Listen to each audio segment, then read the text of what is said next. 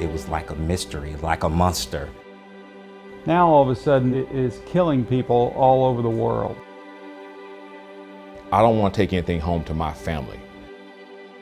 What constantly went through my mind is, what is it with my mother? What if it were my sister? People were scared, legitimately scared. And the numbers were growing.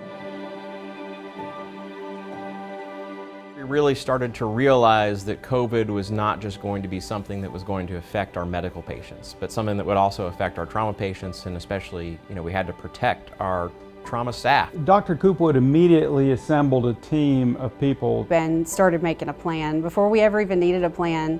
We were all wanting to be a part of something big, and we felt like we were a family.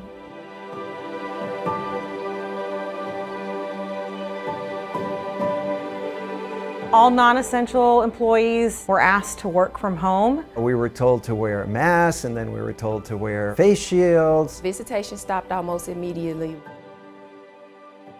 I got it, then my mom got it. I was terrified.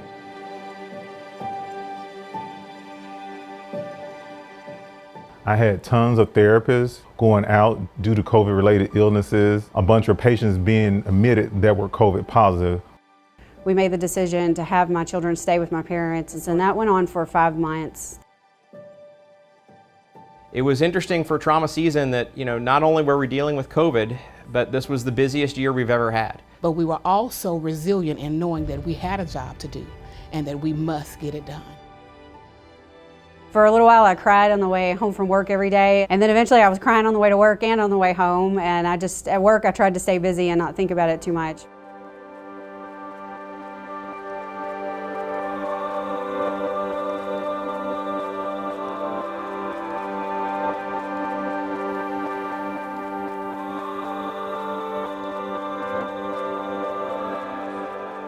I immediately began to think, not necessarily for the patients, I began to think about our staff members, because when you think big, it involves everybody.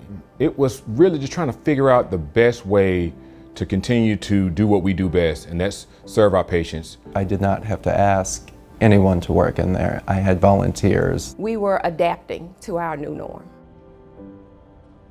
And it turns out that due to my age, I was in a high-risk group. I didn't like learning about that, but I love my work and I feel that I'm needed here, and it was clear that I was needed even more. It's amazing what we were capable of and the perseverance that we all went through together.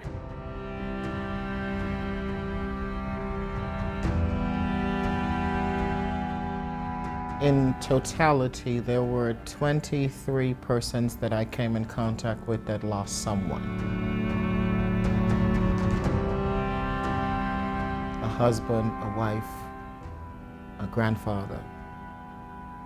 The first thought is, don't let their memory die. There was one patient who wanted to write a letter for his daughter, and the nurse actually dictated that letter for him, and then I delivered it to her. And while it may have been difficult for us, it was certainly harder for the two of them than I could ever imagine. I lost a patient to COVID. She died on Christmas, so that was tough. That was probably one of the hardest moments that I've dealt with being on the unit. The assurance was, we're in this together. So if you hurt, I hurt. That's one of the things that got us through the tough times, the Junes and the Julys and the Augusts, when it felt like everybody was falling apart. We held on to each other, and that got us through.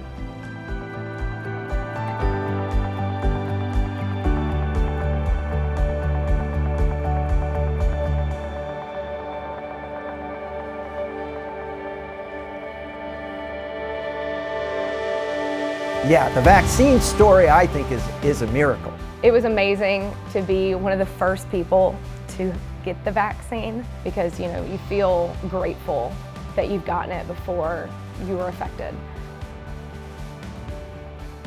My whole team was passionate about the patients, and seeing their passion makes you want to come in and do the same, match that day in and day out. No matter what situation that we're faced with, we have to get in here and take care of these patients regardless.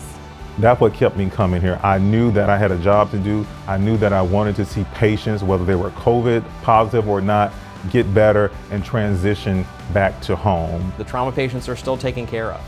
The staff are adapting and continue to treat the highest acuity trauma patients in this region, again, without any sacrifice in any care. We're going to love our patients, and we're going to respect their families, and we're going to do all we can to make sure that they know that at Regional One Health, we're bigger than a hospital, we're a family that cares.